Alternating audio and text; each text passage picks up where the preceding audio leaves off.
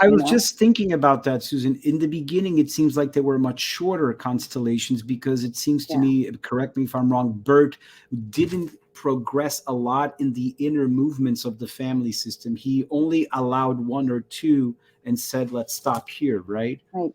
And what I found out recently is it used to be said that you only need one constellation your whole life.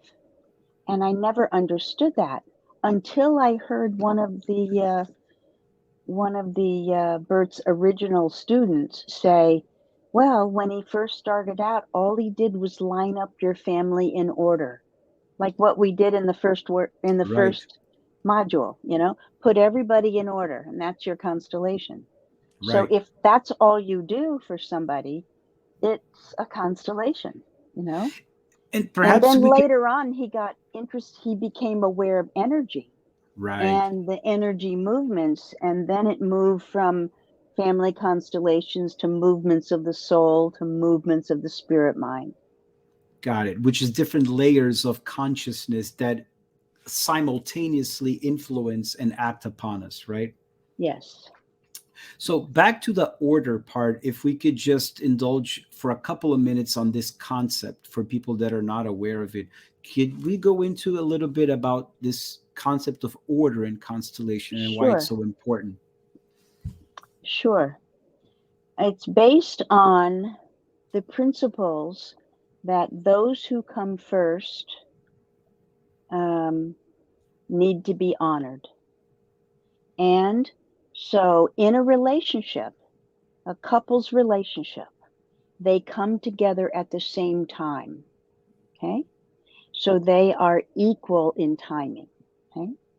If that couple has children, then it becomes who's first, who's second, and then the children in order first, second, third, fourth. And when everything is in order energetically, you can feel it. Everyone feels it. Just like when a constellation is finished and there's nothing more to do, everyone feels it, feels Feels it, content, a feels complete. conclusion, Yeah. right? Yeah. And this order even influences the seating around the dinner table or the position that the spouses lie in bed, right? Yes. It's based on the clockwise movement.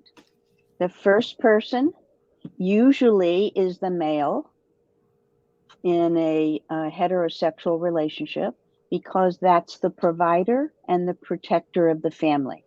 Right. Next comes the wife and the mother because she's the nurturer Nurturer. of the family Right. of children, and then the children are 1, 2, 3, 4, 5, however many there are. In the order And of birth. mm-hmm. And I now have a clock face that will show if you start at 12, this is the order. Right. And so if you have a big rectangular dining room table in your house, the correct order energetically is for, in this example you just gave, the father provider at the head, and clockwise from there, the wife and the children filling the Mm-hmm. seats accordingly, right? Or he could be sitting in the middle of the table and still do it in the The clockwise order. clockwise motion. As long as everybody's in order, it doesn't matter where they start. Fantastic. Some people like to have the wife and the mother closest to the kitchen door. So wherever that corner is of the table is where she sits. Right. You know? Okay, so then the order includes grandparents and previous romantic relationships we've had in this lifetime, right? Yes. Yes. All of our former partners need to be honored. Anyone that you've had sexual intercourse with becomes a member of your family. That's And very powerful. Very they important. all need to be honored. If someone is not honored, then some of your children in a subsequent generation or maybe a second generation will identify with them to bring them back into the system. And it's And not necessarily that they were overtly excluded, but the right, fact that they were merely not honored that Right. alone produces this potential Yes. identification entanglement, right? It's an attitude. It wasn't something that someone I used to love. It was just a one night stand, you know? Right. But that one night stand may be causing problems with your son or your daughter, you know? So, And the question that I would ask for people that are listening and are not sure how to honor is, what do I do in order to honor them? hmm. Basically, you say, I honor you as a former partner. I take responsibility for my part, and please bless me when I take another. And so you're honoring them.